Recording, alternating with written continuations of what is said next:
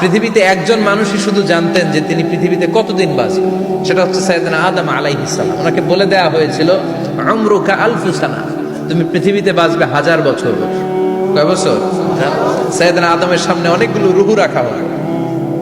সাইয়েদনা আদম বললেন, এরা কারা? আল্লাহ বললেন, এরা হচ্ছে নাসালুক, তোমার বংশধর, পৃথিবীতে তোমার পর এরা পৃথিবীতে আসবে।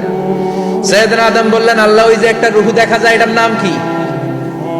আল্লাহ বললেন, হাদা ইবনুকা দাউদ, এটা তোমার ছেলে দাউদ, সে দুনিয়াতে নবী হয়ে আসবে, তার ছেলে সুলাইমান নবী হয়ে আসবে।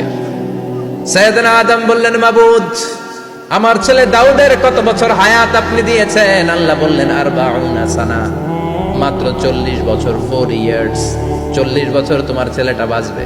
ও আল্লাহ, আমি বাঁচবো কয় বছর? তুমি বাঁচবা 1000 বছর। সুবহানাল্লাহ। সাইয়েদনা আদম বললেন, মাবুদ, এত ফুটফুটে সুন্দর আমার ছেলে দাউদ, মাত্র 40 বছর দিলেন কেন? জিদ মিন উমরিহি, বাড়ায়া দেন। কি করেন? সুপারিশ করতেছে পোলার লাইগা কে? বাবা। আল্লাহ আপনি বাড়ায়া দেন, আল্লাহকে বাড়ানো যাবে না। লেখা হয়ে গেছে, রুফিআতিল আকলাম ওয়া জাফফাতিস সুহুফ, কলম তুলে নেওয়া হয়েছে আর কালি শুকায় গেছে, আর কিছু করা যাবে? সাইয়েদনা আদম বললেন, মাবুদ, আমার 1000 বছর কেন দিলেন?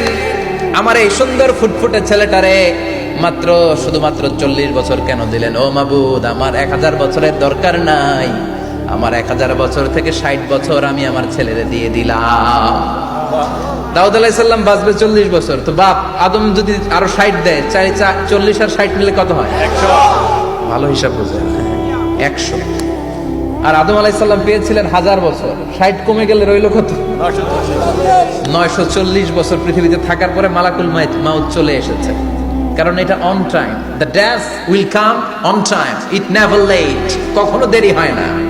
আল্লাহ বললেন, লিকুল্লি উম্মাতিন আজালুন ফাইযা জাআ আজালুহুম লা ইস্তাখিরুনা সাআতান ওয়া লা ইস্তাকদিমুন। মৃত্যুর একটা নির্ধারিত সময় আমি বেঁধে দিয়েছি, অন টাইম, অন টাইমেই চলে আসে, 1 সেকেন্ড আগেও আসবে না, 1 সেকেন্ড পরেও আসবে না। 940 বছর বয়সে মালাকুল মাউত এসে হাজির, এসে বলল, জিতু আন আকবাদা রূহাক, রূহ কবজ করতে আসছি। আদম আলাইহিস সালাম বললেন, রূহ কবজ করতে আসছো মানে? আমি বাঁচবো তো 1000 বছর। কয় বছর?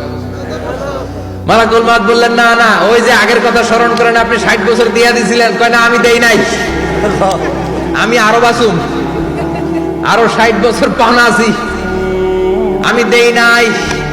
মালাকুল মাউত বললেন, আপনি দিয়েছেন? আদম বলে, দেই নাই। মালাকুল মাউত বলে, আল্লাহ ঘটনা দেখেন, দিয়া কয় দেই নাই। আল্লাহ কয়, থাক, কথা কইস না, আয়া বস। সুবহানাল্লাহ পড়ো।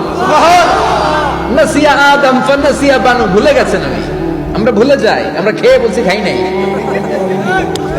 নিছিলাম পকেটে, কয় নেই নাই। এরকম ডাকাইত আছে না নাই?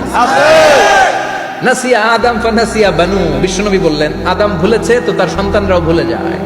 জাহাদা আদম ফাজাহাদাত যুররিয়াতু, আদম অস্বীকার করেছে, তার সন্তানরাও অস্বীকার করে। সেদিন থেকে আল কিতাব ওয়া শুহুদ, মানে লিখে রাখার সিস্টেম আর সাক্ষীর সিস্টেম চালু হয়েছে।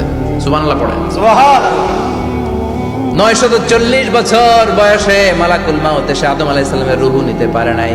উনি 1000 বছর যখন হয়েছে তখন এসে সাইয়েদনা আদম আলাইহিস সালামের রূহ কবজ করেছে।